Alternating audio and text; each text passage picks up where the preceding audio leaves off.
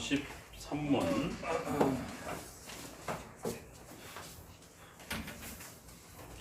43문입니다.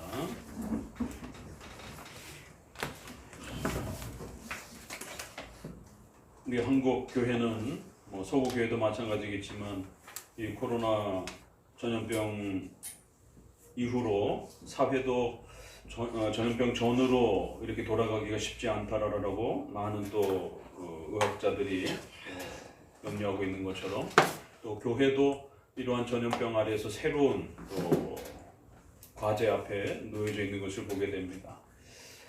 성도들의 신앙의 이러한 모습과 자리들을 또 유형교회로서의 교회의 이러한 자리를 어떻게 지켜가야 될 것인지에 대한 여러 가지 물음들이 지금 던져지고 있고, 또 중소형 교회를 중심으로 해서는 전염병에 대한 두려움 때문에 또 많은 성도들이 교회를 참석하지 않는, 또 믿음이 다 좋으면 모르겠는데 믿음이 연약한 성도들을 중심으로 해서 전염병에 대한 두려움이 더 커서 교회를 오지 못하는 이러한 그 형편들이 중소형 교회를 중심으로 해서 아주 심각한 교회의 존립의 위기까지 닥치는 이러한 심각한 지금 상황에 놓여져 있습니다.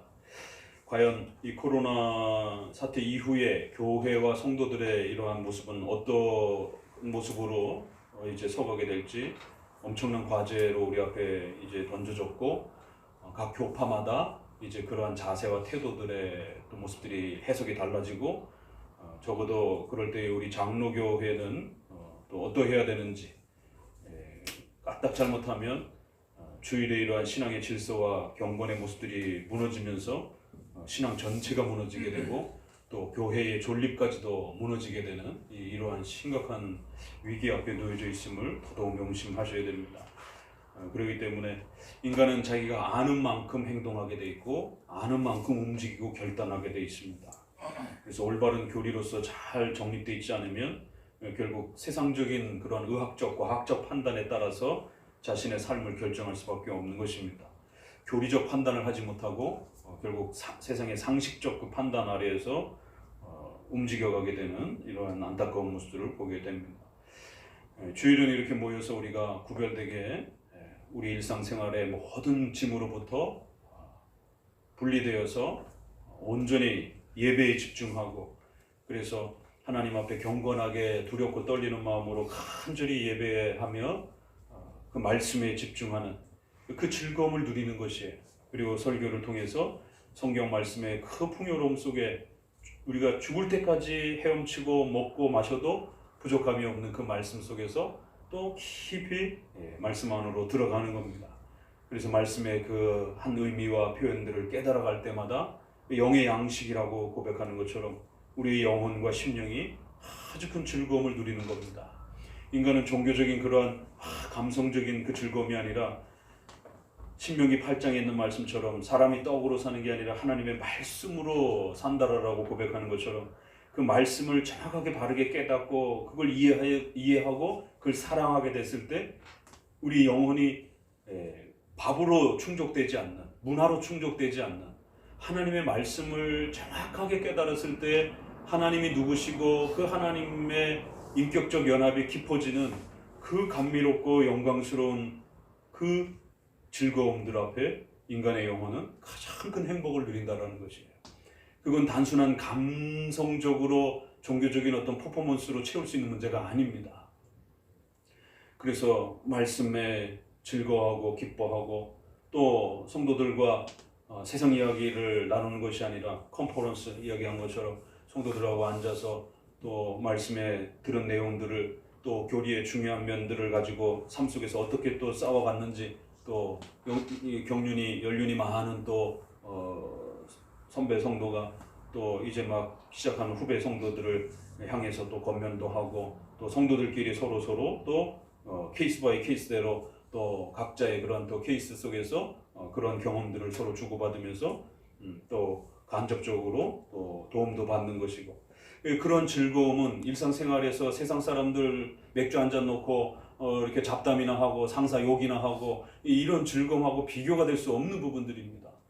결국 그런 성도들의 간접적인 그 진리와 싸워가면서 승리하고 이해하고 깨달았던 그 진리의 이해들을 또 듣는 겁니다. 왜? 내가 다 깨달을 수는 없는 것이니까. 또 다른 성도를 통해서 다른 성도가 다른 경험에서 깨달은 또 그런 부분들을 또 간접적으로 또 들으면서 그 즐거움을 또 누리는 것이. 그리고 또 우리가 이렇게 찬송하고 시편 찬송하고 그럴 때는 이제 그 멜로디에, 감성을 자극하는 그 멜로디에 자꾸 절제하는 훈련을 하는 겁니다. 이 큐티에 있어서 자꾸만 우리의 그 마음 중심으로 가는 주관적 해석을 우리가 절제해야 되는 것처럼, 그래서 성경 본문 그 자체를 온전히 읽어내야 되는 그런 객관적인 리딩 훈련을 해야 되는 것처럼, 찬송에 있어서는 현대의 그 음의 지나친 고저의 높음을 통해서 아주 기교적인 그러한 그 인간의 감성을, 인간은 소리와 감성이 뇌의 작용에 의해서 그 소리의 기폭에 입각하여 아주 놀라운 그 작용을 하게 됩니다. 그래서 전쟁터에서는 심장 박동에 맞는 북을 울려대게 되면 엄청난 용기가 생기고 두려움을 물리치면서 죽기를 각오하고 막 싸우는 이러한 그 용기를 또 북돋는, 이게 좋은 면도 있지만 나쁜 면으로는 사람을 죽음으로 내세우는 두려움에 대한 부분들을 소리를 통해서 이렇게 감각을 무디게 하는, 그렇기 때문에 젊은 20대 청년들을 세워놓고 북을 두들기게 되면 그런 전쟁의 그러한 두려움들을, 20대 아이들은 감성의 이런 부분들이 굉장히 예민하기 때문에 훨씬 더 강한 전쟁의 이러한 부분들을 얻어내는 겁니다. 그렇기 때문에 군대에서는 그런 유니폼이라든가 소리라든가 이런 부분들이 사람의 심리를 전쟁에 있어서 승리하기 위해서 사용하는 그런 중요한 면들이 있는 것이에요. 인간은 그만큼 그러한 부분들의 영향을 받는다라는 겁니다. 그럴 때 우리는 또 주일날 와서 안식일날, 주일에 안식일에 이렇게 우리 영혼이 쉬면서 하나님이 또 세워주신 이러한 좋은 찬송들을 통하여 그 감성의 이런 부분들을 억제하고 시편을 통해서 울려 퍼지는 그 놀라운 칠대교리의 풍성함들을 잘 묵상하면서, 깊이 묵상하면서 찬송하게 되면 그 마음에 울려 퍼지는 잔잔한 찾아오는 그 가르침이 깨달아지면서 찾아오는 그런 그 즐거움은 이루 말할 수가 없습니다. 일반 감성을 자극하는 그런 CCM하고 비교할 수 없을 정도의 엄청난 그러한 말씀이 깨달아지면서 마음으로 와닿는 그러한 그 찬송이기 때문에, 감성을 먼저 자극하고 내가 뭘 불렀는지를 모르는, 기억하지 못하는 이러한 그 CCM의 이러한 방식하고는 전혀 차원이 다른 것이에요.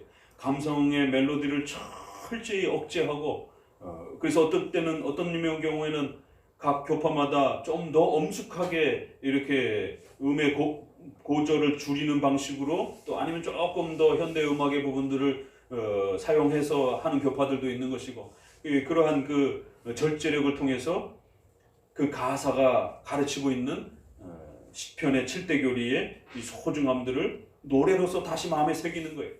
교리가 이렇게 강해 설교를 통해서, 또 교리 교육을 통해서, 또 노래를 통해서 7대 교리가 마음에 새겨지는 겁니다. 7대 교리를 새겨야 은혜가 되는 것이에요. 7대 교리를 모르는 채 감성의 멜로디를 통해서만이 은혜 받는 게 아닙니다. 그래서 철저히 절제하면서 시편에 소개된 그 7대 교리의 아름다움들이 노래를 통해서 우리 마음속에 또 깊이 울려 퍼질 때에 아주 깊이 찾아오는 그러한 놀라운 또 이런 즐거움들. 그러니까 주일은 그렇게 보내는 겁니다. 주일은 온전히 그 흐름을, 경건의 그 집중력을 흐트릴 수 있는 그러한 세상적 염려들, 또 세상적 업무들, 또 이러한 또 세상적 정보를 흡수할 수 있는 TV라든가 또 인터넷 문화라든가 이런 모든 부분들을 차단하고 절제하고 온전히 말씀에 집중해보고, 예배에 집중해보고, 찬송에 집중해보고, 또 기도에 집중해보는 것이에요. 그래서 기도도 마찬가지입니다. 주기도문은 철저히 교리적 기도를 가르치는 것이에요. 과거에는 뭐 주여 1000번부터 시작해가지고 떼 쓰고 막 쓰는 이런 식의 그저 양으로 승부를 하는 이런 식의 기도, 감성적인 기도. 그러다 보니까 속이 후련하죠. 기도하고 나면 기도 많이 했다라고 하는 그런 퍼포먼스에 대한 후련함이 있는 것이에요. 인간은 종교적 존재이기 때문에 소리를 질러도 시원한 겁니다. 그냥 노래방에 가서 소리를 질러도 속이 시원한 것이에요. 그런데 그거를 교리적 기도가 아닌 감성적 기도를 해놓고 기도했다라고 하는 종교적 안위를 스스로 느끼는 것이에요. 그렇지만 제대로 된 기도가 아닌 겁니다. 성경에서는 이사야에서 있는 것처럼 하나님이 듣지 않는 기도가 있다라고 분명히 이야기를 합니다. 너의 손에 피가 가득하면 듣지 않겠다라고. 또 하나님의 뜻에 맞지 않는 기도들은 듣지 않으시겠다라고. 하나님은 양으로 승부를 보는 분이 아닙니다. 야고보서 요한일서에 있는 것처럼 하나님의 뜻에 맞는 기도일 때만이 응답이 되어지는 것이죠. 그러면 주기도문은 교리적 기도를 가르치는 것입니다.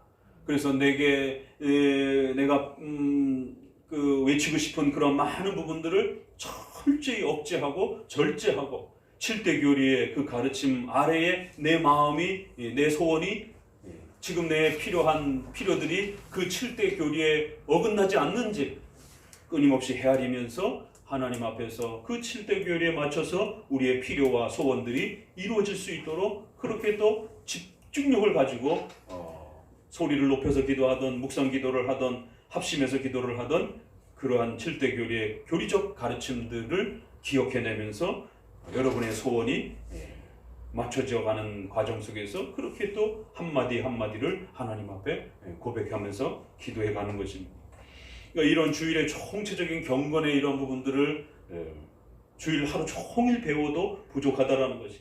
그러니까 이런 부분들이 부족하게 되면 그냥 주일날 한 번 예배드리고 그걸로 다 한 것처럼, 그럼 구약의 선지자들을 통해서 책망받았던 그 혹독하게 책망을 받았던 이사야 1장에 보세요. 머리끝부터 발끝까지 두들겨 맞아가지고 온통 상처투성인데 아직도 정신 못 차리고 월삭과 안식일과 이런 부분들은 또 열심히 행하고 그러면서 예배 다 드렸다라고 이렇게 생각하는데 선지자들은 얼마나 더 두들겨 맞으려고 정신 못 차리냐라고, 짐승봐도 못하다라고. 짐승은 먹이를 갖다 주면은 주인을 반가워하고 주인을 섬기기라도 하는데 이 백성은 도대체 언제까지 이렇게 고집불통이고 목이 곧아서 하나님의 뜻을 불순종하느냐라고. 무시무시한 책망들이 쏟아집니다.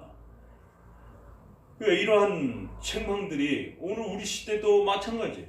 그냥 주일에 한 번 예배 드렸다고 해놓고 집에 가서 온통 자기 삶을 다 그냥 살아가는 겁니다.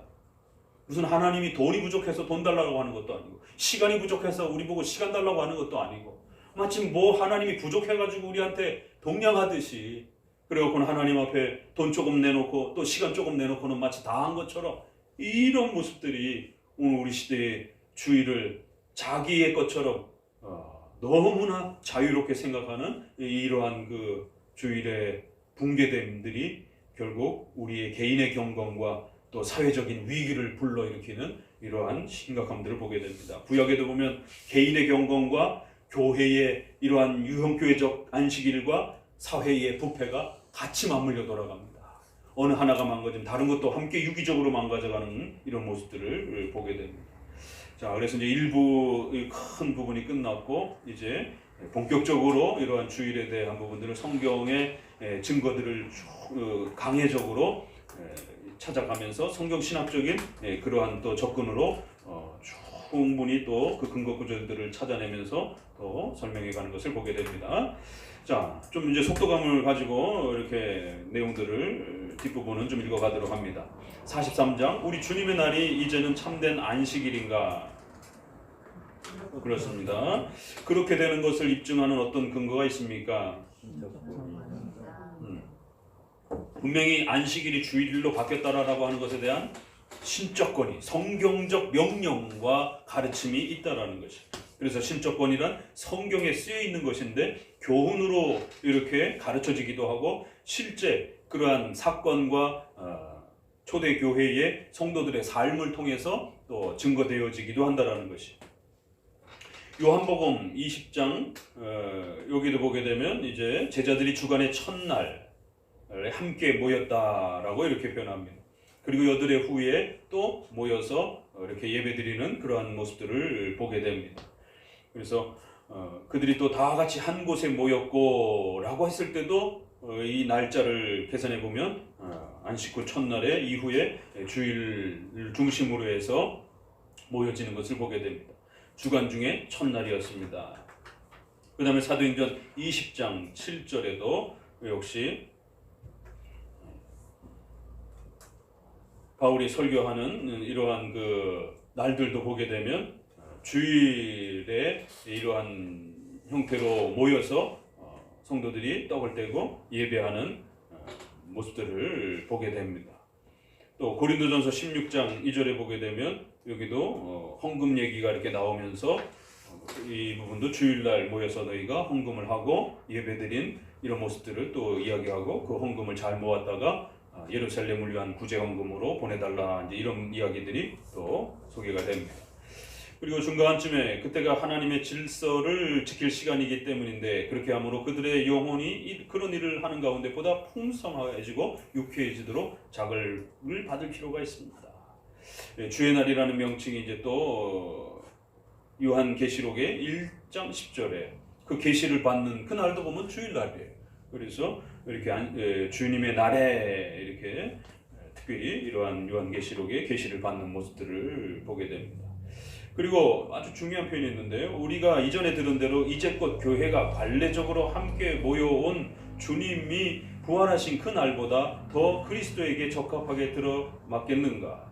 관례적으로 지난 2000년 동안 교회가 지금 썬데이라고 하는 지금 이 날에 모여서 예배를 드려온 이러한 교회적 전통도 무시할 수가 없다는 거예요. 바로 이 근거에서 주간 중에 첫날인 바로 이 날을 주의 날이라고 칭하는 것입니다. 우리가 꼭 기억하셔야 될 것은 325년에 우리가 니케아 신조를 기억하지요. 325년에.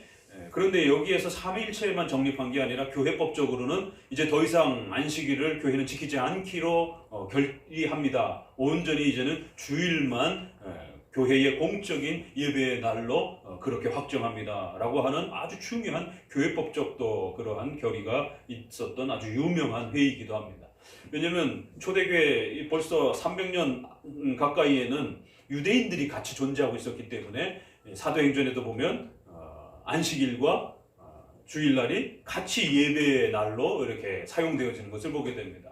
그러다 보니까 유대인들이 100년, 200년까지 계속 할아버지 세대들이 이렇게 충분히 살아있을 수 있으니까 요한만 봐도 사도 요한만 봐도 90년 때면 그 사도 요한의 제자인 폴리가 또 이렇게 이레니우스로 이렇게 넘어가면 150년, 200년까지 넘어간다고요.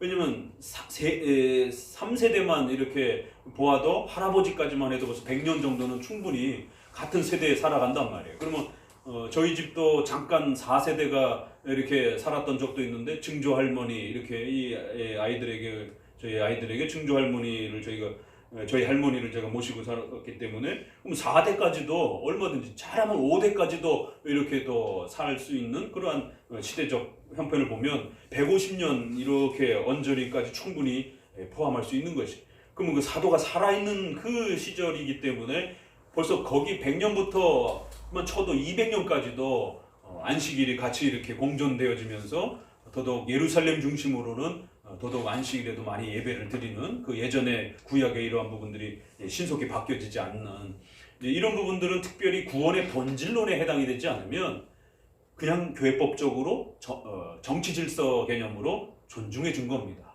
할례 문제도 갈라디아서에는 구원의 이신칭의를 건드릴 때는 저주를 받을지어다라고 아주 엄히 책망하지만 그러나 사도행전 15장에서 이처럼 칭의와 관련해서는 절대 행하면 안 된다 이렇게 해가지고 할례를 요구하지 말도록 엄히 결정을 했습니다. 그런데 15장 뒷부분과 이제 16장으로 넘어가게 되면 바울이 할례에 대한 이 부분들을 디모데 문제도 그렇고 이렇게 진행하는 것을 보게 됩니다. 아니 15장에서 할례 하지 말라라고 이방인 할례 하지 말라라고 이렇게 엄히 결의를 했는데 디모데 이야기라든가 이런 부분들이 할례를 하고 결례의 구약의 의식법들을 사도 바울이 지킨 것에 대해서 16장에 바로 소개가 됩니다. 그럼 뭐예요? 그럼 바울은 앞장에서는 하지 말라고 그랬다가 16장에서는 하면 이게 뭐가 어떻게 된 겁니까? 그러니까 구원의 본질론에 해당이 될 때는 절대로 허락하지 않았습니다. 그러나 그것이 구원의 본질이 아니라 교회 정치적인 질서, 기존에 그걸 지켜왔던 그런 유대인들을 배려해야 하고 또 고려해야 되는 또 그런 백성들이 함께 살아가고 있던 그 시대적 정치적 형편을 배려했을 때는 또 교회론적으로 접근해야 될 때는 허락해 준 겁니다. 부득이한 일로. 우리는 그럴 필요가 없지만 그 시대는 같이 살고 있잖아요. 그러니까 유대인들이 같이 살고 있는 그 부득이함의 형편에서는 안식일도 예배의 날로 존중을 해준 것이에요. 이렇게 보다 보니까 200년 언저리까지 그렇기 때문에 이제 300년에 와서 니케아 신조에서는 이제는 더 이상 그 부득이함을 이제는 우리가 이렇게 배려할 필요가 없다. 이제 충분히 시간이 지났다라고 생각하고 자칫 잘못하면 또 주일의 의미가 이렇게 희석되어질 수 있는 위험성도 있기 때문에 이제는 주일날만 공적인 우리 교회의 예배로서 확정한다라고 이렇게 해서 안식일 날은 더 이상 모이지 못하도록, 모이면 이제 징계가 되어진. 그래서 교회 정치란 이렇게 부득이함이란 교회법적으로 또 이렇게 선택할 수도 있는 겁니다. 공적으로, 사적으로도 여러분이 선택할 수 있는 것처럼. 그래서 공적으로의 이런 부득이함들은 칼빈이 했다고 해서 똑같이 따라가는 게 아니라 기독교 강요에서 칼빈이 설명하는 것처럼 우리 시대, 우리 형편에는 하나님의 섭리가 이렇게까지, 여기까지 이런 방식으로 우리에게 주어졌기 때문에 우리가 이렇게 대처를 하면서 교회법을 정하는 거다. 그러나 다른 지역에선 다른 방식으로 하나님이 섭리 가운데 형편을 허락하셨다면 거기에 부득이함에 맞춰서 정하면 된다는 거예요. 그래서 나랑 똑같이 따라하지 않아도 되고 얼마든지 각 지역의 교회의 형편에 따라서 그 부득이함을 고려해서 교회법적으로 질서를 정하면 된다는 아주 중요한 이 양심법의 원리를, 교회법의 원리를 소개를 해줍니다. 그렇기 때문에 이제 니케아 회의에서도 이렇게 과거에 있었던 부분들을 충분히 배려해줬고 이제 그 부득이함을 더 이상 이제 존속하지 않도록 또 교회가 그렇게 얼마든지 결정할 수 있다는 이런 교회법에 대한 원리가 그 다음 질문과 나오기 때문에 우리 성도들이 굉장히 이 안식일과 관련해서 성경 해석 원리와 관련해서 또 이제 배워야 될 이 중요한 원리가 교회법을 이해하는 아주 중요한 원리를 배우셔야 됩니다. 그러니까 이 부득이함이란 결국 하나님의 섭리적 형편 아래서 주어지는 거예요. 각자 개인이 부득이한 일이 발생이 됩니다. 그건 우연히 발생이 되는 게 아니라 인간 편에서는 우연이지만 하나님 편에서는 계획한 바대로 일어나는 거예요. 그래서 그 부득이함에 대한 부분을 어떻게 해석하느냐를 지금 우리가 계속 배워가고 있을 때 그 부득이함은 개인적으로 양심법, 교리의 본질에 해당이 되지 않는 것들은 아디아포라, 중립적인 걸로 해석을 해서 얼마든지 개인이 자유롭게 선택할 수 있는 양심적 자연법의 기초에서 일반 계시의 기초에서 일반 은총을 고려해서 우리가 살아가는 문화적인 도덕적 상식을 고려해가면서 결정하시면 되는 것이에요. 그러나 이것은 또 공적으로 결정할 때는 또 그 교회의 또 그 시대의 질서 속에 교단에서 필요로 하는 공적인 질서는 술, 담배처럼 또 교회가 공적으로 결정을 하는 것입니다. 그래서 이러한 중립적인 문제들은 개인이 선택할 작은 문제와 좀 더 큰 중요한 문제들은 이제 교회가 공적으로 또 이렇게 결정을 하는 것입니다. 이것이 교회법의 원리인데 그래서 여러분의 개인의 선택과 양심의 선택도 반드시 교회가 선택하는 또 이런 부분하고 잘 조화를 이루어야 되는 것입니다. 분명히 술, 담배 문제는 성경에 명시적으로 금지되어 있지는 않습니다. 교회법으로 금지되어 있는 것이에요. 그럼 그렇다고 해서 성도들이 그러면 성경에 부정적으로 금지되어 있지 않았으니까 나는 얼마든지 성경은 술, 담배 문제에서 중립으로 이야기하니까 나는 술, 담배 자유롭게 할래. 이렇게 선택하셔서는 안 된다라는 것이죠. 미국이라면 괜찮아요. 미국은 술, 담배 문제를 중립으로 놓고 있기 때문에. 그러나 우리나라에서는 공적인 교회법이 금지하고 있다는 것이에요. 그래서 성도들의 개인의 양심적 선택을 할 때도 역시 이 교회법 아래에서 선택을 해야 되고 또 만약에 그 교단이 다른 선택을 했다라면 그 다른 선택도 존중해 줄 수 있는 것입니다. 자, 이처럼 교회법이란 시대에 따라 달라질 수 있는 면이 있어요. 또 교리의 본질적인 부분들, 항존직은 3개밖에 없습니다. 목사, 또 장로, 안수집사. 이 항존직의 교리적 명령은 명령적인 거예요. 그러나 그 외의 임시직에 대한 이런 부분들은 교회 정치적으로 얼마든지 선택적으로 선택할 수 있는 것입니다. 그러니까 교회법 아래에서도 이렇게 명시적으로 변함이 없는 교리적 내용이 있고 또 임시적으로 이렇게 여러 번에 걸쳐서 또 지역에 따라서 하나님이 주시는 형편의 섭리를 배려해가면서 선택할 수 있는 자유로운 부분들이 또 있기도 하는 것입니다. 이러한 교회법들이 차곡차곡 잘 쌓여서 하나의 관례가 되는 겁니다. 교회적 관습이 되는 것이. 그래서 교회적 전통과 관습이 무조건 나쁜 건 아닙니다. 그러니까 카톨릭적 전통은 교회의 성경에 명시되지 않는 교회의 이러한 법들이 하나님의 말씀을 어기는 형태로 법을 정해놓기 때문에 문제가 되는 거예요. 목회자의 동정성에 대한 부분, 결혼하지 못하게 하는 부분들, 또 과도한 금식에 대한 부분, 인간의 생존의 본질을 고려하지 않고 과도하게 금식을 요구하는 이런 행위들, 이러한 부분들은 성경의 원리를 넘어서는 거기 때문에 잘못된 것이라는 것이죠. 그러니까 제세례파가 등장을 해서 교회의 그러한 전통과 관습, 이런 교회법, 이런 건 싹 잘못된 것이다라는 거예요. 그런 건 하나도 지킬 필요가 없다라는 거예요. 그저 자기의 마음에 감동이 오는 대로, 성령이 인도하는 대로, 그 시시때때로 기도하면서 성경에 없는 내용들은 자기 스스로가 판단해서 결정하면 된다는 것이에요. 그러니까 성령의 내적 조명을 너무 지나치게 강조하면서 주관적으로 끌고 가는 겁니다. 로마 가톨릭은 성경에 없는 부분들에 대해서 성령의 내적 조명을 통해서 분명히 교회적 질서를 통해서 가르쳐주는 게 분명히 있습니다. 공적인 그러한 회의와 절차를 통해서 결정할 수 있도록 마태복음 16장 18장을 통해서 교회 회의를 통해서 하나님의 뜻을 적용하고 하나님의 뜻을 더욱 이렇게 확대해가는 이러한 모습들을 하나님은 허락해 주셨어요. 성경을 단순히 문자적으로만, 명시적으로만 암송하고 반복하라라고 성경을 주신 게 아닙니다. 성경은 문자적으로, 추론적으로, 또 그걸 기본으로 해서 우리의 삶 전체의 일반 계시가 일반 은총이 풍요롭게 펼쳐지면서 그 하나님의 말씀이 내 개인과 가정과 사회 전체까지 퍼져나가면서 온 삶 속에 하나님의 말씀이 확대되어지고 적용되어져 가고 발전해가는 그 풍요로움들이 열매를 맺는, 그래서 그 말씀을 끊임없이 우리가 묵상하면서 그 말씀이 어떻게 어디까지 얼마만큼 확장되어지고 또 그렇게 적용되어져 가는지를 그 풍요로움을 맛보도록 주신 거예요. 그렇기 때문에 성경을 가지고 열심히 묵상하는 훈련, 성경의 교리적인 가르침들이 우리의 삶 어디까지 얼마만큼 어떤 형태로 펼쳐지는지를 부단히 연구하고 노력해서 살피고 또 적용해 가는 것입니다. 공적으로 하는 것은 교회가 관습이 되고 관례가 되고 교회의 전통으로 남는 겁니다.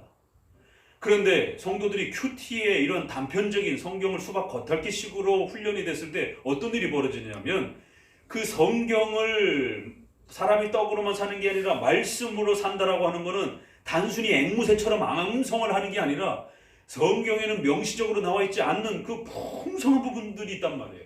추론적으로도 찾아내야 되는 훈련을 해야 되고, 그런 교리적인 토대를 통해서 삶 속에 어떻게 적용되어지는지를 부단히 성령의 내적 조명을 통해서 찾아내야 됩니다. 이 찾아내는 것까지 성경에서 다 적어놓은 건 아닙니다.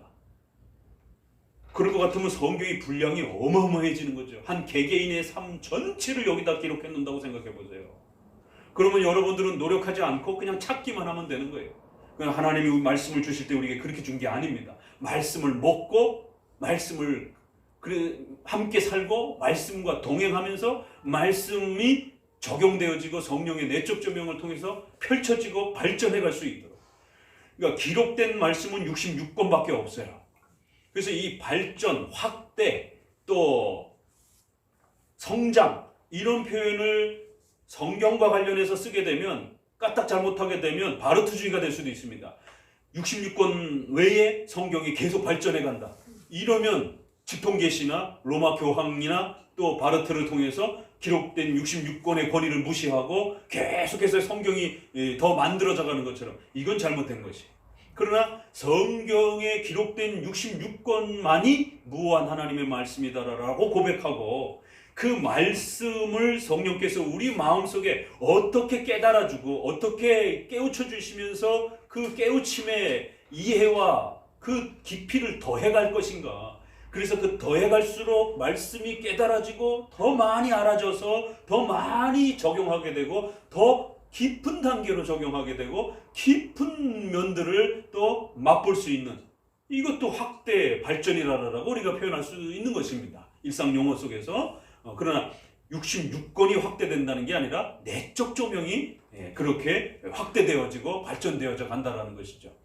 그렇기 때문에 기록된 66권을 가지고 하나님께서는 일반 계시라고 하는 특별 은총까지 또 거기에 더해져서 우리의 삶 속에 하나님의 말씀을 풍요롭게 적용해가는 법들을 배우게 되는 것입니다. 그래서 특별 계시는 성경만 가지고 적용하는 게 아니라 특별 계시를 통해서 일반 계시의 이러한 풍요로움까지 모두 다 맛보는 것입니다. 그래서 계시는 특별 계시와 일반 계시 두 개가 주어졌다는 사실을 명심하셔야 됩니다.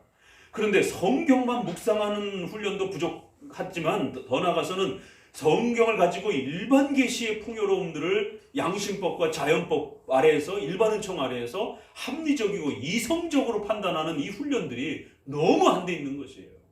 그래서 기도하고 결정한다라는 이 말이 무식하게 보편적이지 않는 결정을 하는 이런 걸로 통용이 돼 있단 말이에요. 기도해보고 결정한다라는 것은 7대 교리에 맞는지 안 맞는지를 헤아리기 위해서 하나님 앞에 간구하는 것이고 그 7대 교리에 맞는 결정을 하도록 도움을 요청하는 것이고 또 일반 계시 차원에서 보편 상식적인 결정을 하기 위해서 기도하는 것이지 그런 모든 걸 무시하고 그저 성경도 다 이해 못한 상태에서 어떤 마음에 감동이 오는 그런 어떤 결정을 마음속에서 기다리는 이런 수동적인 어떤 의지의 행위를 말하는 게 아닙니다. 하나님의 말씀을 잘 깨닫고 능동적으로 그 말씀을 일반 계시와 여러분의 일반 은총 사역에서 보편 상식적으로 여러분에게 주어진 그 형편들을 충분히 고려해서 삼성 핸드폰을 살지 애플 핸드폰을 살지 여러분 스스로가 결정하는 것이에요. 내적인 감동을 갖고 자꾸 결정하는 게 아닙니다. 그러니까 이건 우리가 상식적으로도 기도하면서 결정할게라고 하는 이런 오순절적인 이런 직통계시적 기도를 하는 사람들도 여러분 그들의 삶 속에 거의 80% 이상의 일상생활의 삶 속은 그렇게 결정하지 않습니다. 그렇잖아요. 그죠? 솔직히 말해서. 그렇기 때문에 우리가 얼마든지 반론할 수 있는 거예요. 그래? 너네 그렇게 응답을 기가 막히게 매번 받고 살아가? 그러면 특별한 어떤 주제들은 그렇다 쳐. 그럼 당신 일상생활할 때 그러면 매 순간순간마다 그렇게 직통계시가 이루어지는 거야? 그럼 오늘 아침에 그러면은 주부가 아침에 일어나가지고 하나님 김치찌개를 할까요? 된장찌개를 할까요? 계속 망설이고 있어요. 출근 시간 다 돼가고 있는데 애들 학교 가야 되는데 아직 하나님이 응답 안 해주셨다. 이런 일들이 벌어진단 말이에요. 그런데 주부들은 그런 거 전혀 고민하지 않고 냉장고에 있는 재료 꺼내가지고 가족들의 건강을 생각해가면서 또 아이들의 입맛을 생각해가면서 요리를 해준단 말이에요. 거기에 어디 하나님의 음성을 듣고 결정하는 게 어디 있어요? 일반 은총 아래에서 가족들의 입맛과 경제적인 형편과 또 냉장고에 있는 음식 재료들의 형편을 살펴서 결정을 하는 것이 일반 생활의 오순절주의자들도 7, 80%는 전부 다 일반 계시로 살아가면서 마치 특별 계시만이 가장 무슨 하나님의 특별한 그런 기도응답을 주는 것처럼 이런 오해들이 있단 말입니다. 이건 잘못된 것이에요. 그래서 교회적 관례와 교회적 관습이다라고 하는 교회법에 대한 이해를 잘하셔야 됩니다. 공적인 문제들은 그렇게 공적으로 지난 수백 년 동안 한국교회 140년 동안 쌓여온 거고 한국교회에 또 140년 동안 아직 술, 담배 문제는 해결되지 않은 상태로 법이 안 바뀐 상태로 여전히 그대로 또 남아있기도 하고 그러니까 이러한 교회적 공적인 관습과 관례 그 공적인 관습은 성경의 기본 원칙 아래에서 일반 계시를 고려해서 판단한 겁니다. 한국 사람들은 술, 담배 문제가 심각하다. 그래서 금지를 한 거예요. 선교사들이. 일반 은총 아래에서. 한국 사람들의 독특한 술 문화를 고려해서 술을 절제하지 못하고 너무 좋아하는 이러한 한국 사람들의 독특한 술 문화 때문에 일반 은총 문화 때문에 일반 계시를 판단하고 이거 건강을 해치겠다. 또 교회 와서 술 냄새 풀풀 풍기고 다 졸고 앉아있고 안 되는 거예요. 일반 계시적 차원에서 금지시킨 겁니다. 이렇게 교회법도 특별언청이라는 말씀을 기본으로 해서 그 일반 계시의 풍요로움들을 판단하는 겁니다. 그러면 여러분 개인도 이게 큐티가 사람을 신앙을 망친다는 게 바로 이런 거예요. 성도들이 스스로 성경 말씀을 이해하고 깨달은 만큼 일반 계시 아래에서 또 성령의 내적 조명 아래에서 하나님의 뜻을 여러분 스스로 발전하고 확대하고 세밀하게 더 깊이 있게 찾아가고 적용하지 못하는 거예요. 공적인 거야. 술, 담배 문제라든가 이런 공적인 문제와 뭐 관련된 거는 공적으로 해결해 주면 되는 거예요.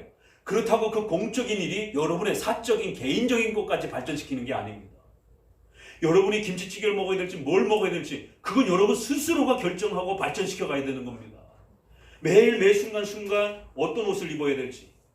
지난주에 우리가 그런 이야기, 옷에 대한 이야기도 들었는데, 그러면 이번 주는 내가 어떤 옷을 입고 가야 될 것인가? 지금 옷장을 열어보니까 나는 옷이 뭐가 있는가? 이것은 여러분이 일반 계시적 판단을 또 해야 되는 겁니다. 옷이 너무 없다 그러면 그럼 옷 한 벌 사야 되겠구나.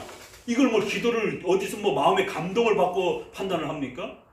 말씀을 들은 바대로 여러분의 일반 은총과 일반 계시적 아래에서 고려해가지고 어떤 옷을 입을지, 어떤 색깔의 옷을 입을지, 그래서 같은 색깔을 입는다 할지라도 자기 모습이 가장 더 멋있게, 또 이렇게 자기의 어떤 피부 톤이라든가 이런 부분들을 고려해서 또 자기 체형을 생각을 해서 더 이렇게 신체적으로 멋있게 보여줄 수 있는 옷을 일반 계시적 차원에서 여러분 스스로 선택하셔야 되는 거예요. 그러니까 그러한 선택하는 훈련들을 반복하고 해도 괜찮아요. 반복하면서 자꾸 성장시켜 가는 겁니다. 그래야 여러분의 가정에 자식이 생기고 가족들이 더 많아졌을 때 우리 가족의 어떤 중요한 경제적 판단, 우리 가정의 어떤 중요한 교육적 판단, 우리 가정의 어떤 삶의 중요한 진로에 대한 판단, 이런 판단을 해야 되는데 어떻게 할 겁니까? 아무것도 해본 적이 없어요. 그 깊이 있는 어떤 이러한 특별 은총을 따라서 일반 계시를 헤아리고 살피고 분석하고 이런 걸 해본 적이 없어요. 그저 마음에 감동이 오면 그냥 이것만 하고, 또 감동이 안 오면 안 하고, 이런 단편적인 행동만 했다가 정작 중요한 그런 삶의 이런 부분들이 부닥쳤을 때 당황하게 되는 거예요. 어떤 감동이 안 오게 됩니다. 그렇기 때문에 관례적인 것, 관습적인 것, 그러면 여러분 개인은, 또 집안의 남자는 가장이 되어서 여러분의 집안에 풍토가 있을 것 아니겠습니까? 그러면 여러분의 집안의 풍토와 문화와 또 여러분 집안만의 또 고유한 또 그런 교육적 또 가정의 문화라든가 이런 부분들, 그러면 조금 더 엄격한 집안이 있고 조금 더 부드러운 오픈된 집안들이 있을 수 있고, 그럼 그런 거에 맞춰서 관례, 관습을 여러분 가정만의 관례와 전통을 마련해 가는 것이죠. 그러면 그런 것들이 하나하나씩 쌓여서 아이들은 특별 은총을 통해서, 십계명을 통해서도 하나님의 뜻을 배우지만 교회적 전통을 통해서 또 술, 담배에 대한 문제들을 아이들이 금지적인 개념들을 배워가는 것처럼 여러분 가정에서 뭘 해야 될지 하지 말아야 될지, 어떤 게 옳은지 그런 것인지, 이런 부분들을 가정의 관습을 통해서 배워가는 것입니다. 가정의 그런 습관들을 통해서 배워가는 것입니다. 옷 입는 것 하나부터 시작해서 아이들이 다 따라합니다. 아이들은 그냥 모방을 하니까. 그러면 아이들 하는 행동들 보게 되면 그 집안의 풍토도 다 이렇게 읽혀지는 것이에요. 그렇기 때문에 결혼을 하면 자기 가정만의 관례, 전통, 가정의 전통을 만들어가는 것이에요. 그러면 그것이 차곡차곡 쌓이게 되면 아이들은 어려서부터 습관적으로 그 가정의 문화를 통해서 일반 계시의 이러한 하나님의 뜻을 배워가는 것이에요. 그러면 여성 아이들은 옷을 어떻게 입어야 되는지, 또 자신의 몸을 어떻게 또 보호해야 되는지, 또 남자아이들은 또 여자 형제가 있게 되면 또 이렇게 남자와 여자가 이렇게 있게 될 때 같은 형제를 할지라도 서서 2차 성징이 나타나는 이렇게 또 성숙해 갔을 때는 또 어떻게 남성과 여성의 어떤 그 위치와 자리들을 서로가 이렇게 배려해야 되는지, 아무리 가족이라고 해서 훌떡 벗고 막 이렇게 돌아다니고 막 이럴 수는 없는 거 아니겠어요? 이제 이런 부분에서 그런 부분들을 어떻게 서로가 고려해야 되는지, 이게 그 가정의 전통과 관습으로서 그렇게 축적이 되는 거예요. 그러니까 그거를 가장이 이 특별 은총을 통해서 일반 계시 아래서 그 가정 아래 끊임없이 이렇게 적용하고 발전시켜 놓지 않았으면 어떤 일이 벌어지겠어요? 그냥 세상 관습처럼 그냥 살아가는 거지. 자, 이래서 우리가 교회적 관례라고 하는, 전통이라고 하는 이 중요한 면들을 우리가 함께 이제 두 번째 단계로 넘어가는 겁니다. 그렇기 때문에 명시적으로, 추론적으로, 교리적으로 확정되어 있지 않는 부분들에 대해서는 웨스트민스터에서 어떻게 말합니까? 그렇기 때문에 이거는 수백 번 암송하셔야 되는 거예요. 예배와 정치와 생활의 삶의 부분에 있어서 그렇게 명시적으로 되어 있지 않는 부분들에 대해서는 어떤 규범이 필요하다라는 걸 우리도 인정한다라고 하면서, 그럼 그걸 어떻게 정하느냐? 말씀을 따라서 according word로 되어 있어요. 원칙을 모든 선택은 말씀이 전제되어야 된다는 거예요. 7대 교리의 가르침이 견고하게 구축된 상태에서 두 개, 네이처라고 하는 본성의 빛이라고 하는 본성적 판단, 양심적 판단, 그리고 기독교인의 사려 분별. 이 양심의 판단과 기독교인의 사려 분별이라고 하는 이러한 모습들이 일반 계시와 일반 은총 아래에서 말씀을 벗어나지 않는 범위 내에서 얼마든지 자유롭게 결정할 수 있다는 거예요. 말씀을 벗어나면 바로 표가 나는 거죠. 그건 다 금지가 되니까. 그러나 말씀을 벗어나지 않는 원칙 아래에서는 얼마든지 여러분이 일반 계시와 일반 은총들을 충분히 고려해서 이것이 우리 가정에 가장 적당하겠다라고 그런 원칙들을 만들어가는 겁니다. 그러니까 그러한 훈련들을 성경을 통해서 끌어내는 훈련들을 하셔야 되는 거예요. 여러분 스스로가 해야 여러분 스스로가 발전해 가는 것입니다. 그건 남이 해주는 게 아니에요. 그래서 여러분의 삶 속에, 여러분의 가정 속에 이러한 관례와 전통과 일반 은총과 일반 계시를 통하여 성령의 내적인 조명 아래에서 하나님의 특별 계시가 얼마만큼 세밀하게 적용되어져 가고 얼마만큼 깊이 있게 확대 적용되어질 수 있는 이러한 실력들을 키워내셔야 되는 겁니다.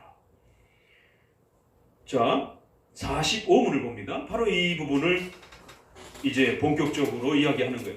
우리 주님의 날에 대한 또 다른 근거는 무엇입니까?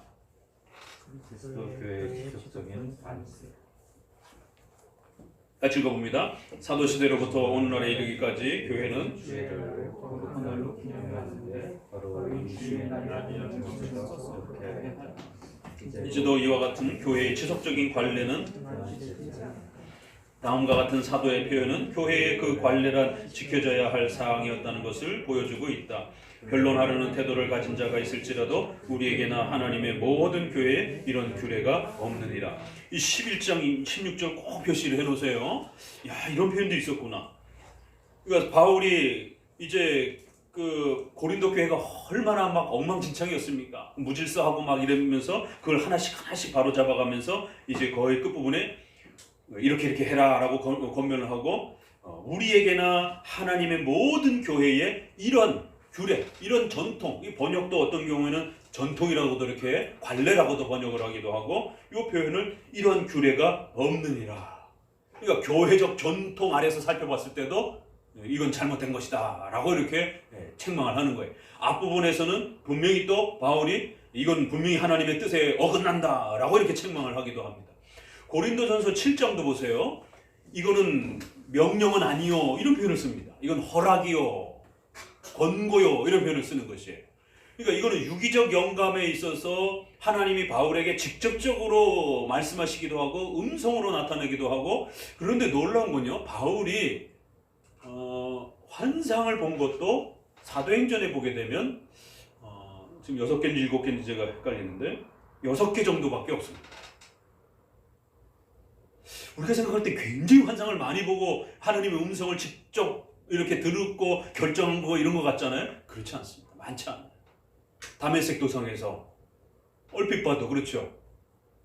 그 다음에 마게도니아에서 오라고 손짓하는 그런 환상을 보고, 우리가 바로 생각나는 것 바로 그런 거잖아요. 로마에 내 백성이 있다라라라고 그러면서 배 탈 때 이 배에 있는 백성들을 다 하나님이 지켜주실 것이다라라고 안심하라. 하나님이 내 주님께서 그렇게 나에게 꿈속에서 환상 속에서 그렇게 말씀해 주셨다라고 안심을 시키잖아요.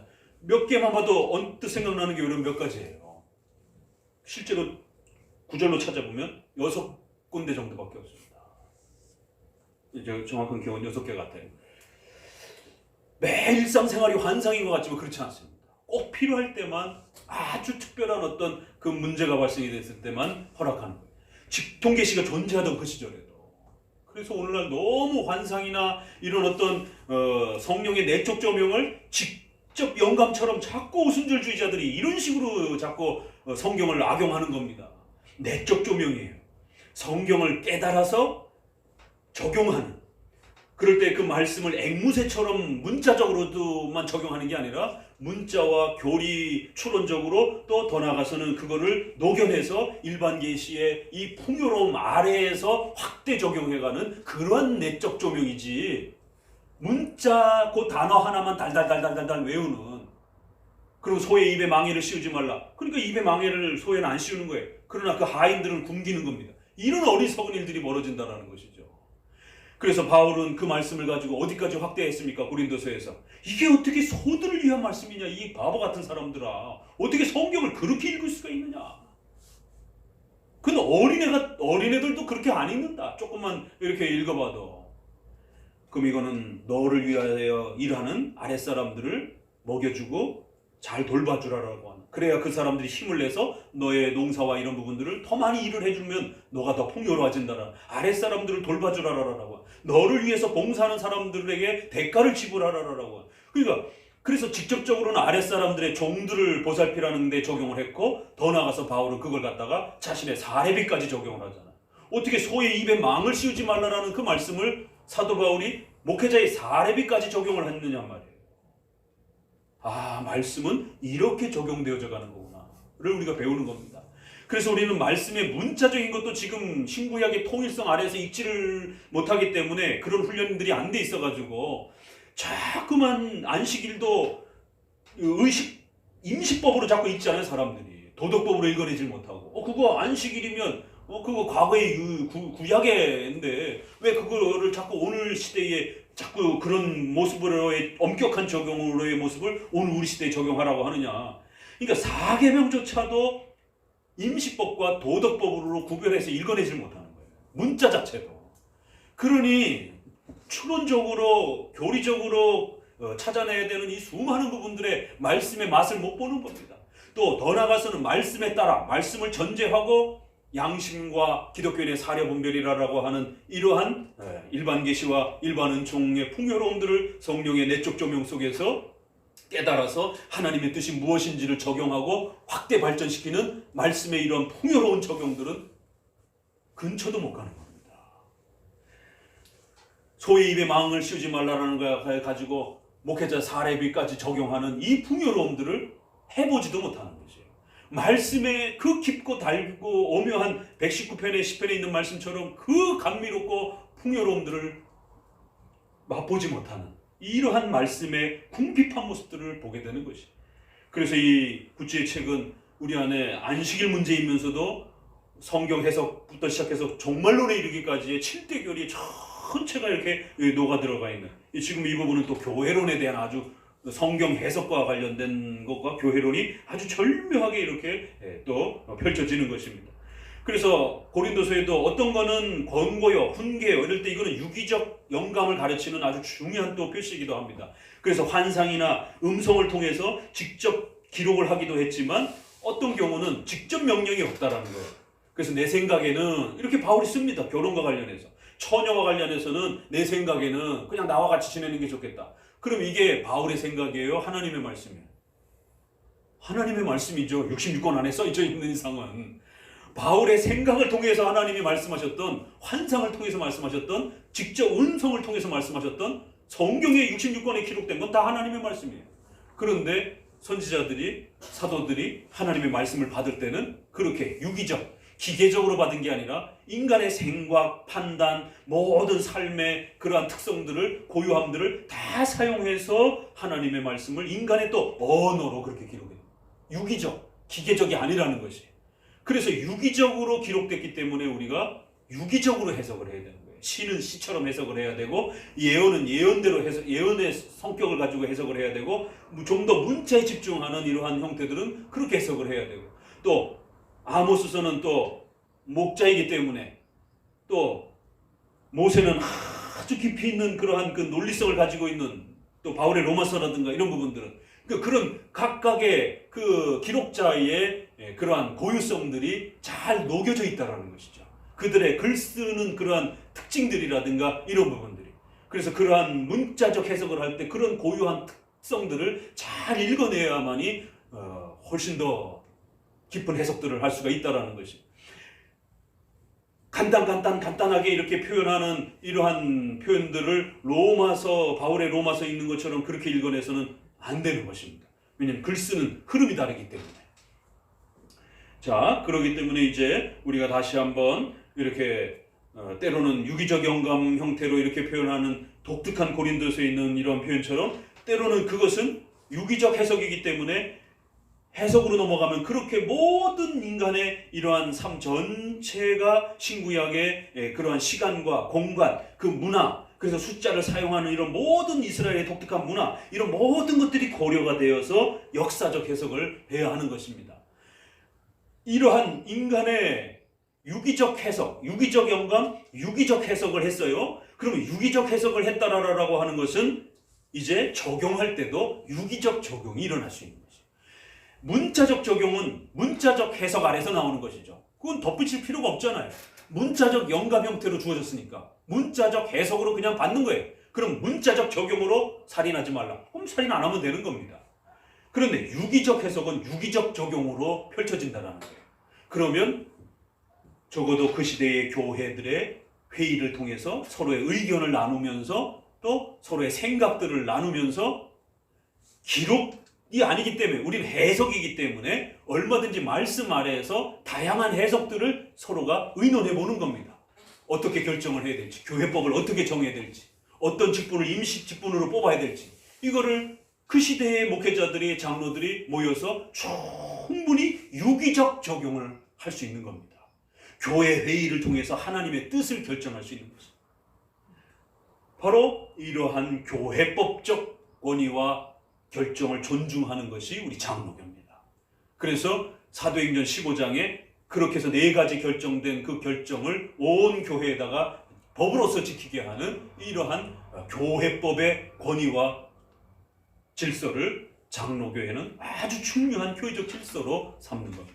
그래서 적용에 있어서는 이처럼 유기적 영감, 유기적 해석의 토대 아래에서 유기적 적용으로 들어갈 때에 문자와 추론적으로 되어져 있는 것들은 교회가 그대로 그걸 잘 적용해서 성도들의 건덕을 위하여 필요한 법들을 만들 수 있고, 또 그렇게 직접적으로 표현되어 있지 않는 부분들은 일반 계시 아래에서, 일반 은총 아래에서 본성의 빛과 그리스도인의 사려 분별을 통해서 술, 담배를 금지해야 되겠다, 이런 덕스러운 판단을 하는 겁니다. 또 오늘 우리 시대에 또 필요한 부분들의 법들을 결정할 수 있는 것이에요. 이게 성경적 교회법의 원리. 그래서 웨스트민스터 31장에서는 아주 중요한 2표현을 하죠. 교회 회의의 권위가 31장에 소개가 되고, 그 회의의 권위를 소개하면서 첫 번째, 말씀에 맞는 결정을 했을 때 우리는 존중하고 복종해야 된다, 이렇게 씁니다. 그런데 두 번째, 성경의 말씀에 맞아야 되는 것도 당연한 거고, 더 나아가서는 그렇게 결정할 수 있도록 주신 그러한 권위 때문에, 파워라는 단어를 씁니다. 교회 회의가 가지고 있는 그러한 권세 때문이라도 우리는 순종하고 복종해야 된다고 하는 2 단어로 나눴습니다. 첫 번째 단어만 있어도 돼요. 당연히 교회 회의는 하나님의 말씀에 맞아야죠. 그러면 그 말씀에 맞으면 순종하면 돼요. 그런데 성도들이 어떤 부분들은 이게 말씀에 맞는 것과 안 맞는 것과 아직 판단이 이렇게 확정되지 않을 때가 있잖아요. 왜요? 내가 부족해서 그럴 수도 있고, 교회의 판단을 아직 내가 못 깨달아서 그럴 수도 있고, 또 어떤 판단은 아직 내가 적극적으로 마음이 따라가지 않아서도 그럴 수도 있고, 또 어떨 때는 반대할 수도 있잖아요, 여러분이 교회 결정을. 근데 그게 성경적으로 명백하게 위배되지 않는데도 내가 악해서 반대할 수도 있는 겁니다. 그러니까 이런 여러 케이스도 발생할 수 있는 거예요. 교회가 잘못해서 결정을 하는 것도 있지만 여러분이 잘못돼가지고 결정을 안 따르는 경우도 발생이 된단 말이에요. 그래서 그 경우를 이야기하는 겁니다. 그래서 올바른 결정일 때에 혹시라도 우리가 미흡해서 못 쫓아가는 이런 실수들을 하지 않도록 교회의 회의체를 통해서 결정한 교회법은 하나님이 주신 그러한 권위가 있다라는 걸 존중하고, 그들의 회의가 명백하게 성경에서 위배되지 않는 그러한 결정이라면 아직 내가 충분히 그게 동의가 되지 않고 내가 충분히 그게 이해되지 않는다 할지라도 따라주는 겁니다. 교회의 법과 관례를 따라주는 거예요. 그런데 이제 독립파와 이제 이런 회중파의 엄격파들은 뭐예요? 내가 이해될 때까지는 안 따라가요. 이런 이제 폐단들이 벌어지는 겁니다. 그러면 교회 질서가 안 만들어지는 거예요. 자기 멋대로 행동하는 겁니다. 나 아직 이해 안 돼요. 그럼 이해될 때만 쫓아올 거예요? 어떡할 거예요? 교회는 한참 가고 있는데. 무질서가 팽배해진다는 것이죠.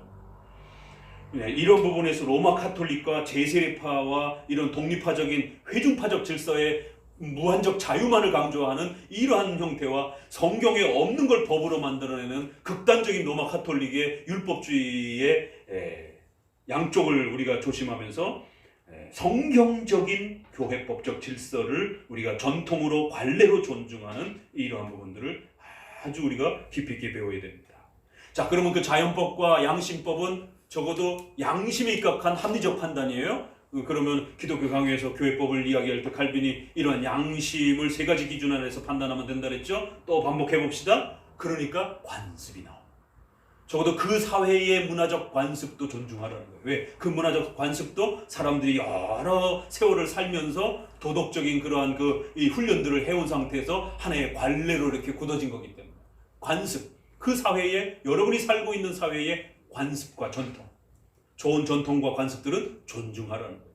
그러나 저기 바닷가에 가면은 무슨 굿 같은 거 한 거 있고 무슨 무형문화재 이런 걸 해가지고 귀신 달래고 이러는 것들 있잖아요. 그러면 아무리 전통이고 관례라 할지라도 우리 크리스찬으로서는 따라할 수가 없는 것이죠. 당연한 것이죠. 그렇죠? 관습. 두 번째, 인간성. 성경에 명시되어 있지 않는 부분들에 대해서 뭔가를 결정해야 될 때는 사람을 돕는 일이라면 괜찮은 것이. 그것이 그 사람을 도울 수 있는 그런 어떤 결정이라면, 그 사람을 파괴하고 망가뜨리고 해치는 어떤 결정이라면 안 되는 거예요. 그러나 그 사람을 위하는 결정이고 그 사람을 도와주는 방식의 그런 어떤 판단이라면 성경에 명시적으로 추론적으로 나와 있지 않아도 얼마든지 일반 계시 차원에서 판단하고 결정하시면 됩니다. 마지막에 중간쯤. 왜 대답이 안 나와요? 자꾸 대답 나오셔야 됩니다. 중얼중얼 하면서 이렇게 떠들어대야 뼛속에 피 속에 아주 녹아 들어가는 것이. 그래서 회의를 하는데 저쪽 끝에 있는 저쪽 끝에 있는 아주 너무 첨예하게 충돌을 해요. 그럼 어떡할 겁니까? 누구를 따라해요? 성경 어디 또 그 주제와 관련해서 명시적으로 추론적으로 가르쳐진 것도 없고. 그럴 땐 중간 정도 의견이, 그래서 양쪽의 의견을 반반씩 양보하라고 하면서 중간적인 의견을 가르치는 것이 가장 좋다는 겁니다.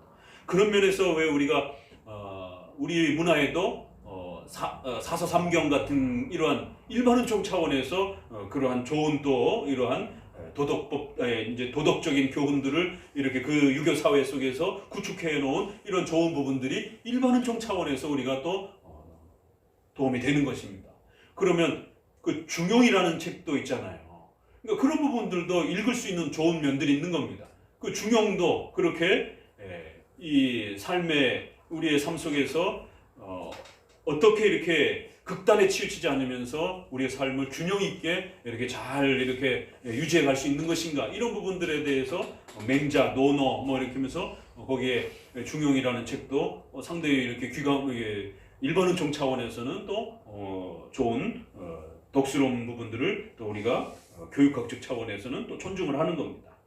자, 관습 굉장히 중요한 거예요. 교회법을 판단하는 이러한 중요한 원리적 모습들을 교회적 공적인 형태로도 가지고 있어야 되고, 여러분들이 또 사적으로도 그걸 적용하고 발전시켜가면서 여러분의 가정을 풍요롭게 만들어가는 그런 훈련들을 부지런히 하셔야 됩니다. 자, 세 번째 근거는 무엇입니까? 만물을 새롭게 하시는 그리스도의 부활. 그래서 안식일에서 주일로 왔다라고 하는 것은 당연히 영원한 그 안식의 본질은 우리가 예수 그리스도의 죽으심과 부활을 통해서 누리는 것이기 때문에 그건 당연히 안식일의 이러한 가르침들은 그리스도의 부활을 통해서 우리에게 확대되고 또 그렇게 적용되어지는 것이죠. 그래서 우리가 죄로 벌 받아야 될 이런, 그래야 안식을 누리지 못하는 이런 처참한 비참한 상황에서 그리스도의 순종과 희생을 통해서 하나님의 공의를 만족시키시고 그 모든 부분들을 또 의롭게 우리에게 주시는 이런 혜택들을 통해서 그리스도의 부활과 승천을 통하여 우리에게 주어진 것이다라는 것. 넷째 근거는 무엇입니까? 그리스도의 나를 유도하는 율법의 성질. 결국 안식일에서 요구하고 있는 명령의 본질도 결국 그리스도를 향해 있다라는 것이죠. 노동하지 말라라고 명령을 했을 때 그냥 일만 안 하고 그냥 가만히 있으면 그게 안식일을 지키는 게 아니잖아요. 결국 노동하지 말라고 하는 것은 말씀을 통해서 예수 그리스도를 배워가고 그 예수님의 은혜를 통해서 하나님의 그 위대한 창조의 영원한 그 풍요로움들을 맛보라라고 가르친 것이 율법의 본질이에요. 그래서 그러한 율법의 본질 차원에서도 여전히 우리는 당연히 안식일을 주일로 넘어와야 된다는 것을 알 수 있는 거라는 겁니다. 안식일을 예수님을 빼놓고 설명할 수는 없다라는 것입니다. 48문, 언제 주일의 날이 시작됩니까? 계속 읽어봅니다. 바울이 드로아에 있는 교회에 왔을 때 비록 그가 가능한 빨리 그들을 떠나가야 할 정도로 바빴지만 그는 주일을 그들과 함께 머물 생각이었다. 자, 그러면서 구약의 이 안식일은 저녁부터 시작해서 아침까지 이게 유대인들의 독특한 어떤 시간의 그런 습관들이었잖아요. 그런데 이제 주일로 넘어오면서는 아침에 안식 후 첫날 이러면서 주로 아침부터 그들이 분주하게 이렇게 예배를 드리기 위해서 움직이고 이런 경건 생활의 모습들이 신약에 좀 더 많이 이렇게 펼쳐지는 모습들을 보게 됩니다. 그래서 여기까지 좀 이렇게 세밀하게 들여다본 거예요. 그리고 아침부터 그 주일을 준비하면서 모든 그 시간의 이러한 그 개념들도 우리가 지금 안식 후 첫날이라고 하는 일곱째 날이 이제 바뀌는 이러한 모습도 고민해야 되고, 또 시간의 스타트가 시작이 되는 그런 부분도 저녁부터가 아니라 아침부터 이렇게 저녁까지 온종일 24시간의 개념을 그런 형태로 이제는 우리가 적용해야 된다라고 하면서 성경의 여러 구절들을 이렇게 찾아가면서 주일에 이러한 그 모습을 또 소개를 합니다. 이거는 이제 시간과 관련해서 바뀐 그러한 구약의 안식일이 주일로 바뀌는 형태에서 주일의 모습을 전체적으로 아무튼 계속해서 찾아내려고 애를 쓴 겁니다. 자, 49항 주의 날이 아침에 시작하는 데 있어서 어떤 이유들을 댈 수 있는가? 다른 날도 그때 시작한다. 같이 읽습니다. 그들이 우리와 마찬가지로 그렇게 한다는 사실은 우리의 시간에 대한 정보를 볼 때 명백합니다. 그래서 여기도 보니까 유월절과 같이 유대인들의 명절이 저녁에 시작하는 것을 부인하지 않습니다.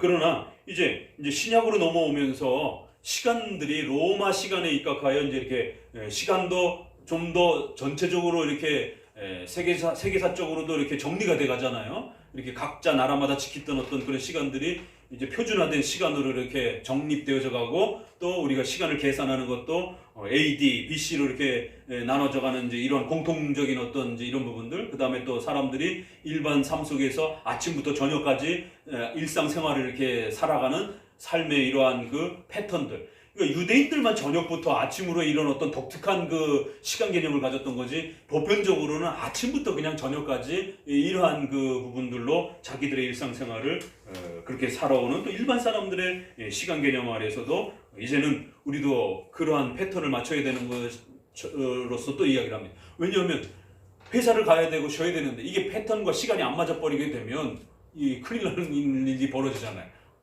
다 회사 가고 있는데 본인은 저기 성경에 시간이 안 됐다라고 해서 회사 안 가고 있으면 반나절 아직 기다려야 됩니다. 이러면 회사에서 너 오지 마 이러면 어떡합니까? 그러니까 남들 다 퇴근하는 뭐 이제 거꾸로 살면 이제 이게 문제가 되잖아요. 그래서 일반 보편적인 이러한 삶을 통해서도 아침부터 저녁까지 하루의 삶을 이렇게 꾸려가고 저녁 때는 자고 뭐 이런 부분들이 훨씬 보편적이라는 것이에요. 그래서 이제 주일로 이제 보편화됐을 때는 그러한 패턴과 시간에 이제 훨씬 더 고착되어야 되는 게, 정착되어야 되는 게 맞다라는 겁니다. 50번, 주의 날이 아침에 시작하는 데 있어서 어떤 다른 이유가 또 있습니까? 그래서 그때 부활하셨다. 예, 아까 그 내용에 조금 더 연결되는 거죠. 그리스도께서 아침에 부활하셨다는 사실에 대해 의문의 여지는 전혀 없으며 모든 복음서 기자들이 그것에 대하여 말하는 면에서도 상당히 많이 이렇게 일치하고 있습니다. 이거는 또 부활 부분하고 또 겹쳐서 봐도 되고요. 아주 중요한 부분이 이제 소개가 됩니다. 이제 여기서부터 안식일에 대하여 잘못 생각하는 경우들을 열거하고자 하는데 두 가지 크게로 나눠 놓을 수 있는데, 하나는 사람들의 의견과 관련된 게 있고 실천과 관련된 게 있다라는 거예요. 그러니까 이제 원칙적인 것들을 우리가 그동안 배웠는데 이거를 남용하고 오용하고 악용하는 형태, 그래서 주의를 망가뜨리는, 형식적으로는 지키고 있는데 이게 교묘하게 망가지는 이런 경우들은 이제 설명해 갑니다. 그래서 원칙은 첫 번째로는 뭐예요? 문자적이고 추론적이고 교리적으로 명시된 부분들을 일단 잘 지켜내는 부분들이 무엇인가를 배우는 겁니다. 두 번째는 요게 교묘하게 이제 이렇게 남용이 돼요. 오늘 한국 교회 안에도 우리들에게도 이렇게 지키는 것 같으면서도 안 지키는 이런 묘한 형태로 남용이 되는 경우들이 참 많습니다. 여기까지 들여다보셔야 되는 거예요. 자, 어떤 사람들의 의견과 관련해서 너무 느슨한 게 적용하는 경우가 있고 너무 엄격하게 적용하는 이런 부분이 있다는 거예요. 그래서 주의를 너무 자유롭게 이렇게 적용하려고 하는 형태, 또 너무 엄격하게 적용하려고 하는 형태. 하나는 자유주의 쪽에서 나오는 행태들이고 지금 코로나와 관련해서도 바로 그런 식의 접근들. 또 너무 율법주의적으로 엄격하게 이렇게 지키려고 하는 방역도 안 하고 막 이런 부분들은 또 극단적인 엄격주의인 것이죠. 이거 500년 전에도 여전히 이런 습관들이 있었다는 거예요. 인간이기 때문에 동일한 겁니다. 자, 이제 너무 느슨하게 이게 잘못 적용하는 경우들을 한번 봅시다. 1번 같이 봅시다. 안식일의 도덕적 성격을 부인하는 것. 구약은 그 율법 시대인데 왜 자꾸 그거를 엄격하게 오늘날처럼 오늘날도 그렇게 지키려고 하느냐라고 하면서 우리를 자꾸 율법주의라고 주의를 엄격하게 지키려고 하는 자들을 율법주의적인 것처럼 이렇게 도덕법적 성격을 부인하고 임시적 성격이라고 하면서 다 끝났다라고 율법은 이제 그런 부분에서 복음 시대는 끝났다라고 이런 잘못된 얘기. 두 번째, 주의 날을 임의적인 것으로 여기는 것. 그러니까 이제 복음 시대니까 자기가 잘 판단해서 하면 되는 것이지 어떤 정해진 규칙은 없다라고 이렇게 주장하는. 3번, 외적인 휴식과 의식을 충분하다고 판단하는 것.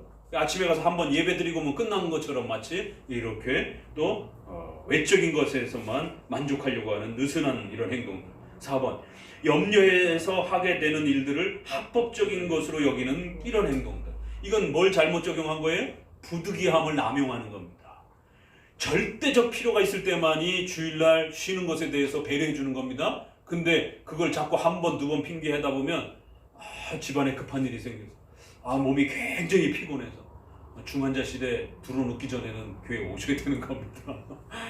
생명의 위협을 가하는 절대적 필요라고 이렇게 표현했어요. 절대적 필요를 일상적 필요로 자꾸 남용하는 것이에요.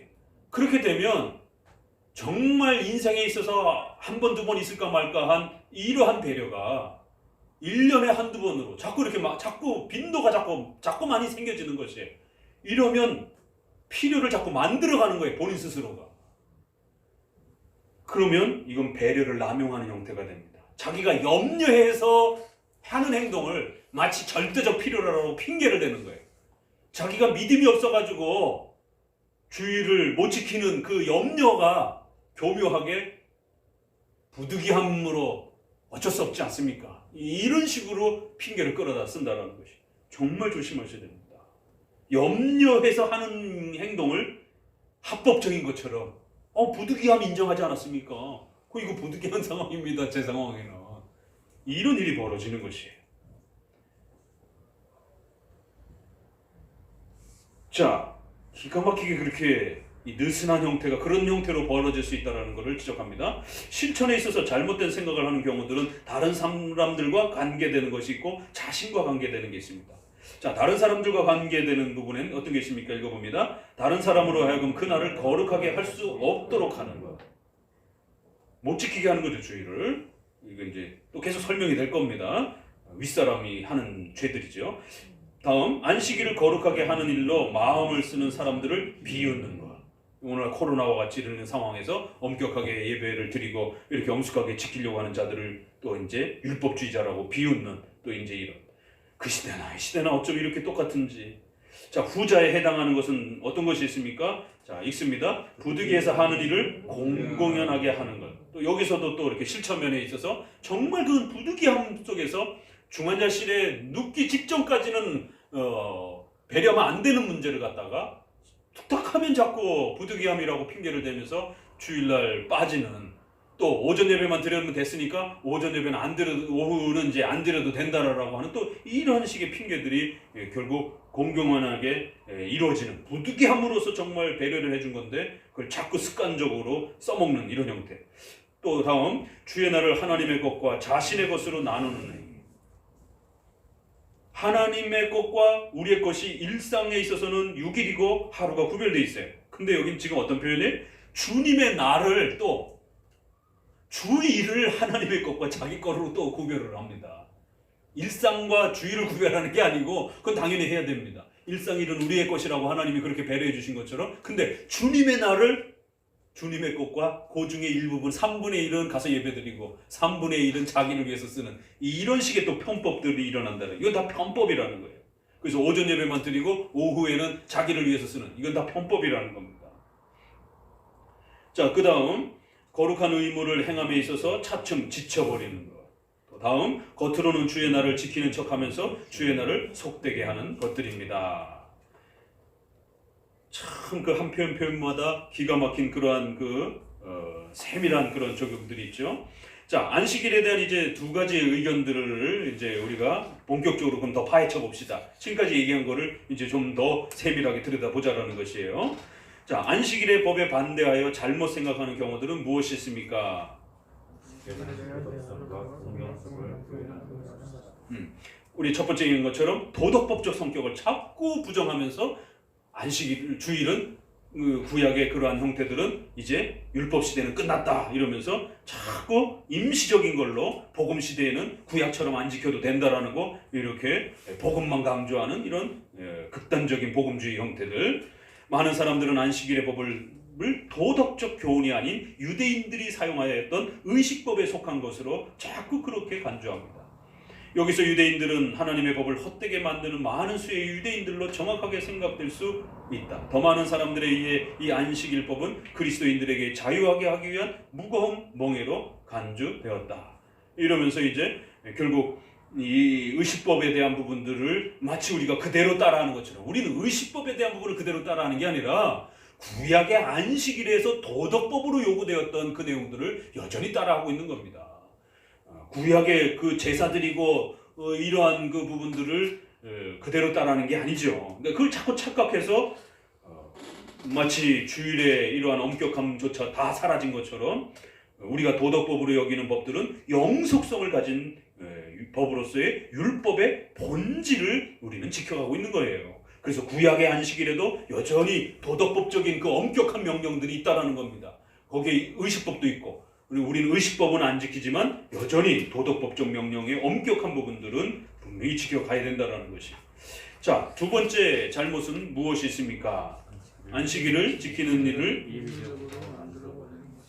네, 그래서 이처럼 결국 임시법으로 자꾸 이제 복음 시대니까 자유롭게 성령이 인도하시는 대로 해도 되는 것처럼 구약의 도덕법적 명령을 무시하는 이런 행위들에 대해서 한 번 더 경고합니다. 같이 읽습니다. 하나님께 예배드리기 위해서 그리고 우리의 영적인 성장을 위해서 하루를 따로 떼어놓는 것은 아주 공정하고 정당한 것으로 간주되었다. 하지만 그들은 그날을 확실한 날로 정하는 것이 너무 엄격하게 지키는 것이라고 생각한다. 이러면서 자꾸 우리를 엄격주의라고 이렇게 비판을 한다라는 것이. 그러나 이제 그 밑에 설명도 보게 되면 하나님이 6일을 우리에게 주시고 하루를 하나님이 요구하시는 이러한 공정성에 입각해서도 또 하나님이 그날에 특별한 복을 주시겠다라고 하는 또 이러한 복의 약속에 입각해서도 우리는 더더욱 이 주일의 도덕법적인 부분들을 놓쳐서는 안 된다라는 거예요. 최소한 여기도 참 좋은 설명들이 따라보세요. 자꾸 임시적인 이제는 우리 시대는 끝났다라고 이렇게 주장하는 극단적 복음주의자들에 대해서 뭐라고 답변하냐면, 최소한 성령의 특별하신 도움과 직접적인 영감이 중지된 후 시대에 살고 있는 사람들이 성령에 의해서 특별하신 영감과 도움의 방법으로 지도를 받던 그 구약의 시대에 명백하게 가르쳐진 그 사람들보다 어떻게 시간을 정할지 더 잘 안다는 것인가. 구약의 그러한 가르침들이 훨씬 더 훌륭하다는 거예요. 오늘 우리 시대에 이미 이제 모든 것이 중지된 이러한 시대에 우리가 그 시간을 새롭게 결정하고 뭘 해야 될지를 그럼 우리가 결정해야 되냔 말이에요. 성령의 인도하심을 따라 뭘 해야 될지 누가 결정하냔 말이에요. 어떤 권위 있는 자가 그걸 결정할 거냐라는 거예요. 이미 하나님이 약속하시고 예수님도 존중하셨던 바로 그 구약의 그 말씀들이 명령하고 가르치고 있었던 그것만큼 훌륭한 게 어디 있겠느냐라는 것이. 그러면서도 여기서도 신구약의 통일성에 대해서 신중하게 살펴라. 여기에 직접적인 영감이 중지된 후시대에 우리는 살고 있다라고 하는 이런 표현도, 이건 성경론과 관련해서 아주 굉장히 중요한 표현이잖아요. 오순절은 자꾸 오늘날도 직접 영감이 있는 것처럼 이렇게 주장하는데, 웨스민스터와 또 우리의 선조들은 이제 신약이 완성된 이후에는 그러한 직접적 영감과 오순절의 그런 수많은 기적과 이런 행위들도 직접적인 사도적 권위로 행해진 그러한 부분들은 중지된 것이다라고 이렇게 아주 엄격하게 선을 긋는 것입니다. 그러니까 구약에서 요구되어지는 그 안식일의 소중한 대우리문답 120문에 4가지 소개하고 있죠. 꼭 기억해야 됩니다. 안식일, 주일이 왜 그렇게 우리에게 복되고 영광스러운가? 하나님과 관련해서 2개, 우리와 관련해서 2개. 첫 번째, 하나님의 것이다. 하나님의 안식일 이렇게 표현한다. 하나님의 소유다라고. 하나님의 것이다라고. 하나님이 스스로 모범을 보이셨다라고. 이것도 우리랑 연결될 수도 있고, 그래서 하나님과 관련된 것 하나, 우리와 관련된 것 3개 이렇게 볼 수도 있는데, 하나님께서 모범을 보이셨다는 것. 그리고 3번째는 하나님이 6일을 우리에게 주시고 하나님은 하루만 요구하셨다는 것. 공평성. 그 다음에 그날에 복 주시겠다라고 우리에게 복을 주는 수단으로 삼으셨다는 것. 그래서 하나님의 것으로서 거룩히 모범을 보이시면서 성별하고 구별해 놓으셨다는 것. 그래서 하나님과 관련해서 2개, 또 우리와 관련해서는 우리에겐 더 많이 6개 주셨고, 또 그날을 복 주는 수단으로 삼았다는 것. 은혜의 수단 마찬가지로 주일도 은혜의 수단 형태로서 하나님이 주신 시간 개념입니다. 그래서 여러분들이 주일을 온종일을 그렇게 하나님 앞에 은혜 언약으로 준 거기 때문에, 은혜 언약이란 상호 교차 관계가 있는 거예요. 그래서 여러분들이 제대로 안 하면 하나님도 주중에 여러분이 필요한 것에 대해서 안 주시는 겁니다. 그냥 뒹굴뒹굴 게으르게 있어도 그냥 막 억지로 주는, 강제적으로 주는, 제2원인을 무시하면서 주는 이런 은혜가 아니란 말이에요. 은혜 언약 속에서 제2원인의 인격적 판단을 존중하면서 주는 그런 은혜인 겁니다. 그래서 주일에 이러한 성수를 통해서 하나님 앞에 여러분들이 온종일 바르게 주일을 지켜내고 그 엄격함과 경건함을 지켜내게 되면 주중에 6일에 여러분이 필요로 하는, 여러분의 삶에 얻고자 하는 또 그런 의식주와 관련된 또 경건에 필요한 모든 부분들을 하나님이 공급해 주시겠다라고 하는 시간적 약속이에요. 그래서 주일의 시간을 잘 구별해서 그렇게 지켜내면 주중의 시간들 속에서 여러분은 또 그 혜택을 누린다는 거예요. 그러면 이 원칙은 주일의 그 시간들을 소홀히 여기게 되면 주중에 여러분이 필요로 하는 것에 대해서 하나님이 안 도와주시겠다는 거예요. 하나님을 위해서 뭔가 하라는 거예요. 하나님을 위해서는 아무것도 하지 않으면서 주중에는 하나님 돈이 필요해요. 건강이 필요해요. 또 자녀들 또 입시를 위해서, 교육을 위해서 뭔가 하나님의 도움이 필요해요. 하나님 도와주겠어요? 안 도와준다는 거예요. 이 은혜 언약의 관계를 극단적으로 사용하게 되면 알미니안주의가 됩니다. 인간의 공로와 이러한 선행에 따라서 마치 열매가 주어지는 것처럼. 그러나 이 은혜 언약적 상호 관계를 무시하고 하나님의 은혜만 강조하게 되면 운명론이 되어버립니다. 인간은 게을러지고 아무것도 안 합니다. 어차피 하나님이 다 알아서 할 텐데, 이런 식의 회피주의가 됩니다. 그래서 장로교회는 반드시 하나님의 주권으로 하나님이 모든 역사를 제1원인으로 이루어 가시지만, 하나님께서 인간을 다루어 가실 때 은혜 언약 방식, 제2원인을 사용하는 방식으로 그렇게 역사해 가신다는 거예요. 그래서 주일을 우리에게 복주는 시간적 수단으로 사용하신다는 거예요. 굉장히 중요한 겁니다. 그래서 여러분들이 의식주와 관련해서 여러분의 삶에 필요한 부분들을 하나님께 얻고자 한다면 반드시 주일을 온전하게, 바르게, 시간적으로, 공간적으로, 경건함, 내적인 마음적으로 지켜내셔야 돼요. 그렇지 않으면 하나님을 위해서 아무것도 하지 아니하면 하나님도 여러분을 위해서 아무것도 하지 않는 것입니다. 은혜와 언약적 그 관계 속에서, 섭리적 성화의 관계 속에서는 성화는 반드시 인간의 인격을 제2원인으로 섭리적 수단으로 사용하십니다. 상벌이 존재하는 거예요. 그래서 우리가 구원의 본질면이 아니라 이런 성화의 하나님께서 역사해가는 섭리의 방식에 있어서는 그런 관점에서 주일을 바라보게 되면 복주는 수단으로, 상주는 수단으로, 시간으로 하나님이 구별해 놓으셨다는 거예요. 그래서 여러분들이 주일을 하나님을 위해서 아무것도 안 하면 주중에 여러분이 필요로 하는 부분에 대해서 하나님도 아무것도 안 하신다라고 하는 교리적 결론이 나올 수 있는 것입니다. 이건 굉장히 중요한 겁니다. 그래서 주일날 그렇게 졸고 그냥 주일날 아무렇게나 주일을 망가뜨리는 형태로 보내게 되면 주중에도 하나님이 이렇게 하면 이하는 교리가 되죠. 우리가 그렇게는 말할 수는 없어도 하나님도 안 도와주시는 거지. 정신 바짝 차려야 됩니다. 그래서 주일날을 온전히 집중하며 그 주일의 경건성이 깨어지지 않도록 온 힘을 다하는 겁니다. 그러면 주중에도 하나님이 온 힘을 다해서 여러분을 도와주신다라고 은혜 언약의 약속 관계로 그렇게 맺어주신 것이에요. 이건 명심하셔야 돼요. 이건 기복주의가 아닙니다.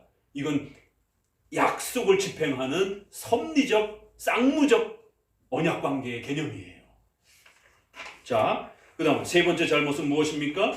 외적인 휴식과 의식을 충분하다고 여기는 것. 이것은 하나님 자신이 기뻐하셨던 그 규례들을 준수하기 위하여 선지자들을 유대인들에게 소리 높여 외치게 했던 특별한 상황이고 여러 이유들 중에 하나입니다. 바로 선지서들은 그렇게 많이 책망하잖아요. 선지자들은 대부분이 책망하는 목소리예요. 왜 책망했느냐면 바로 이렇게 거칠애로 지켰기 때문에. 단지 밖에서 하는 일만, 노동만 쉰 거예요. 그래서 그런 부분을 지적해내면서 내적, 외적 모든 부분들을 온전히 요구하는 겁니다. 53은 여기까지는 좀 봅시다. 네 번째 잘못은 무엇입니까? 염려해서 하게 되는 일들을 같이 읽어봅니다. 이런 식으로 그들은 부적당한 일들을 필요적인 일이라고 주장한다. 그런 일들은 필수적인 일들이 아닙니다. 그러니까 절대적 필요로 발생됐을 때는 우리가 배려해 주는데 이게 자꾸 자기들에게 필연적인 일이라고 그렇게 우기면서 남용을 하게 되는 것이. 집에 애가 아파서 또 집에 또 뭐가 있어서 또 뭐 이런 핑계들이 결국에는 자꾸만 남용이 되면서 염려해갖고 자기가 신앙이 연약해서 염려가 돼서 하는 일들을 마치 절대적인 필요 때문에 부득이함에 필요가 적용된 것처럼 이렇게 자꾸 남용을 하게 된다. 많은 사람들이 필수적인 일들에다가 우연적인 일들 혹은 그들이 그날 하지 않으면 못 쓰게 될까봐 염려하는 것을 첨가시켰습니다. 여기 한번 보세요. 얼마나 깊이 있게 여기까지 보았는지를 우리는 교훈을 삼아야 됩니다. 같이 읽습니다. 추수 때 날씨가 주님의 날 하루 전이나 이틀 전에 좋지 않았다면, 날씨가 좋지 않으므로 추수가 미루어졌다면 그들은 주님의 날에 추수를 해도 된다고 생각하여 주님의 날에 날씨가 좋으면 건초들을 만들고 나달을 거두고 과일을 모으는 일 외에도 여러 가지 다른 일들을 해도 좋다고 생각한다. 하지만 이것은 전혀 필수적인 일이 아니다. 왜냐하면 날씨는 주일 후에 좋을 수도 있으며 그때 추수를 할 수도 있을 것이다. 출애굽기 34장 21절에 제7일에는 쉴지니 밭 갈 때나 거둘 때에도 쉬어라. 이렇게 아주 정확하게 노동과 관련된 문제들의 그 세밀함들까지 짚어냈다는 거예요. 하나님의 섭리를 불신하는 죄라는 거예요. 이거는. 온갖 핑계를 대지만 결국에 들어가 보게 되면 섭리를 못 믿는 거예요. 섭리에 대해서 하나님이 도와주실 것에 대한 섭리에 대해서 불안해하는 겁니다. 그럼 병원 가면 그 아이가 낫습니까? 낫겠죠. 그러나 하나님이 안 고쳐주면 안 나올 수도 있는 겁니다. 주일의 이러한 소중함들을 지켜내면서 아이의 병의 치료와 가족들의 병의 치료를 기도해야 낫는 것이지, 주일을 다 망가뜨려 놓고 그리고는 하나님 앞에 기도하면서 제발 가족들 병을 낫게 해달라고 하나님 안 고쳐주신다는 거예요. 이거 굉장히 중요한 원리입니다. 이게 여러분, 재정이 필요합니까? 취업에 어떤 그런 일들이 필요합니까? 이 부분을 지켜내야 되는 거예요. 이게 원칙이기 때문에. 그래서 그 원칙을 지켜내면서 하나님께 도움을 요청하게 되면 하나님이 도와주십니다. 그런데 이걸 자꾸 자기의 섭리를 믿지 못하는 자기의 불신앙의 그 염려를 자꾸 교묘하게 핑계를 대면서 주의를 파괴하고 망가뜨리는 방식으로 그렇게 무너뜨리게 되면 결국 하나님도 여러분을 하나님이 돕고 싶지 못해서가 아니라, 하나님이 돕고 싶지 않아서가 아니라 우리 스스로가 죄를 지으면서 하나님의 도움을 멀리하게 하는 일들이 벌어집니다. 얼마나 멋있습니까? 이런 부분에 대해서. 그래서 하나님께서 섭리 속에서 정확하게 어떻게 일하시는지를 가르쳐 주는 거예요. 그래서 이런 원칙들을 잘 이해하고 잘 깨닫고 구축할수록 주중에 하나님의 도우심과 보호하심이 아주 정확하게 여러분의 삶 속에 또 그렇게 세워져 가는 것을 여러분들 느끼고 경험하게 될 것입니다. 오늘은 특별히 이렇게 남용되어지는 여러 케이스들을 우리가 살펴보면서 주일에 이런 부분들을 보게 됩니다. 기도합니다.